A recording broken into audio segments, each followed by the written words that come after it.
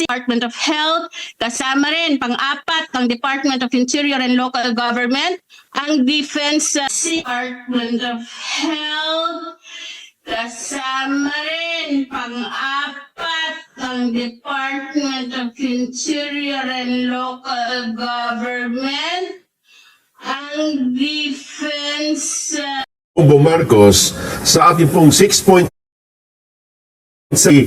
trillion pesos na pambansang budget para po sa taong 2026. And ang balita ay meron ding binito ang Pangulo. Hindi lahat ay inaprobahan niya.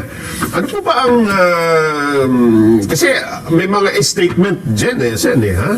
Na nagsasabi na ito pong pinirmahang ito ng Pangulo na budget at yung pagbito niya sa 92.5 billion pesos na unprogram appropriations ba ito? Bahagi ng unprogram appropriations. Oo. Ay ito daw po, ayon kay Senador Soto, ang isa sa nakita niyang pinakamalinis na budget, pinakamaayos at lininis pa. Yun. Mas inayos pa ng Pangulo. Ano ginamit na panglinis kaya, Jen? Well, mukhang... Kasama ba si Senator Soto nung linisin? Well, bilang Senate President siguro siya, ako naniniwala na maaaring kasama siguro din siya. Ayun po, yung sa Malacanang. Hindi kasi kung ako, pagka sinabi kong malinis, dapat kasama ko, nakita ko talagang malinis. Di ba? Baka nabalitaan niya lang na malinis eh. Di ba yun? Ang kanyang premise po kasi, yung 2026 budget daw po, doon sa dumaan, pagbusisi, na talagang sa bagay, binusisi, pinag-aralang mabuti, Naka-livestream. Naka-livestream, hindi pinalusot yung dapat panusutin. Abay, para sa kanila, malinis na po yun. Kung naka-livestream, Jen, di ba nakikita mo? Opo. Nakikita mo lang. Oho. Nakakasama ka ba sa deliberasyon? Parang sa BICAM, hindi ata nag-participate si Nakikita mo lang sila ron. Narinig mo ba yung pinag-uusapan nila? Nakikita mo ba yung kinukwenta nila? Nakikita mo lang sila. Oo. Pero hindi mo nakikita kung ano yung ginagawa nila. Kung ano yung nililinis nila, kung merong nililinis. Tama naman. Akala ko nga yung budget dyan, Nelson, ay pipirmahan sa isang Lunes pa. Yun ang balita kasi na hindi ko alam na ngayon na.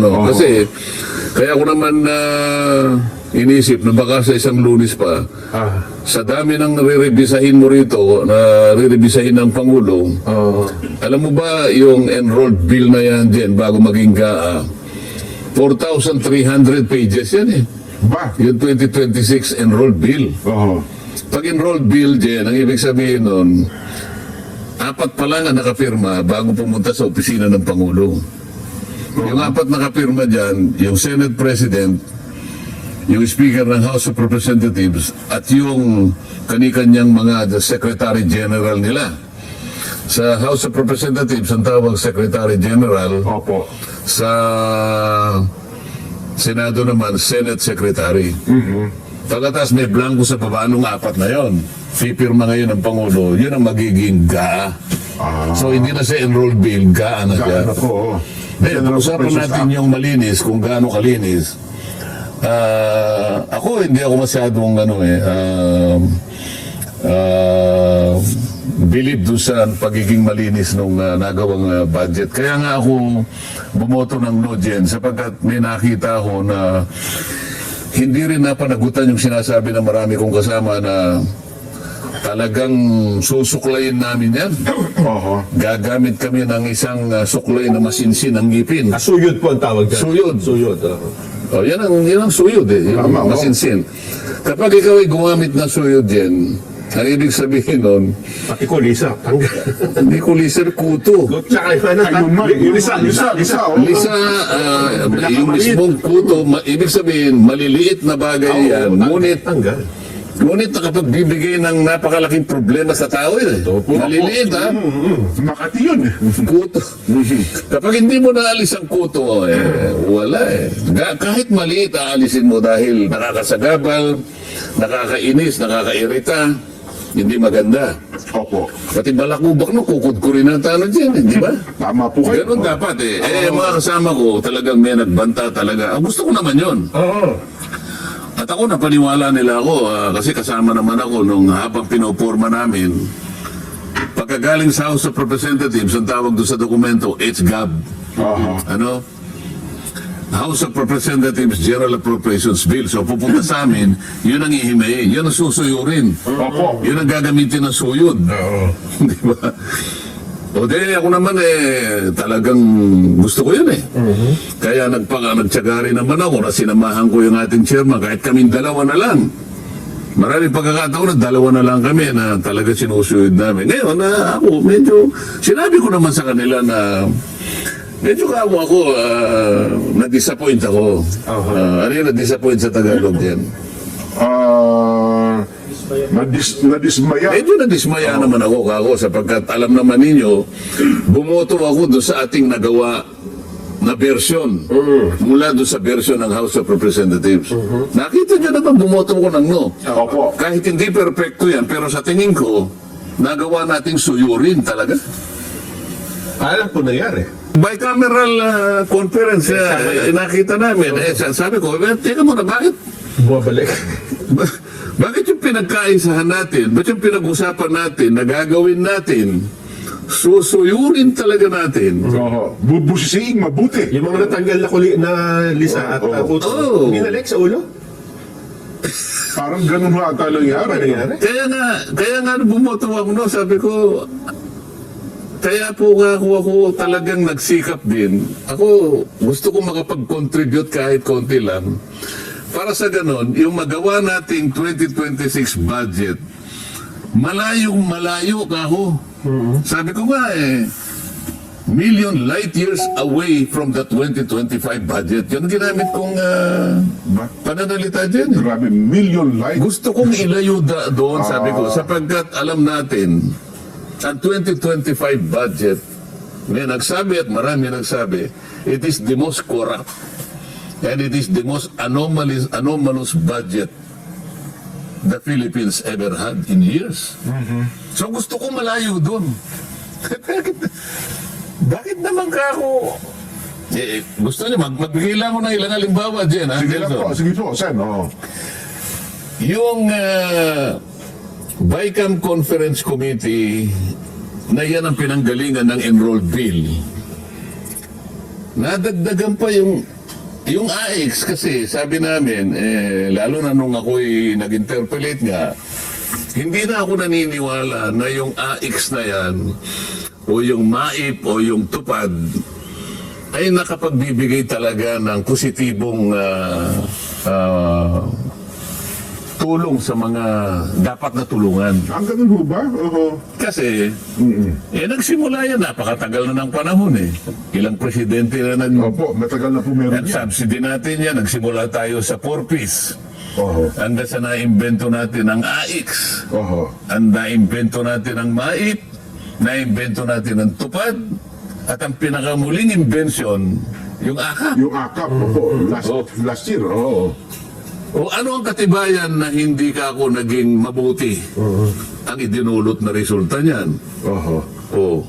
Paano ka ako? Isip-isipin mo naman.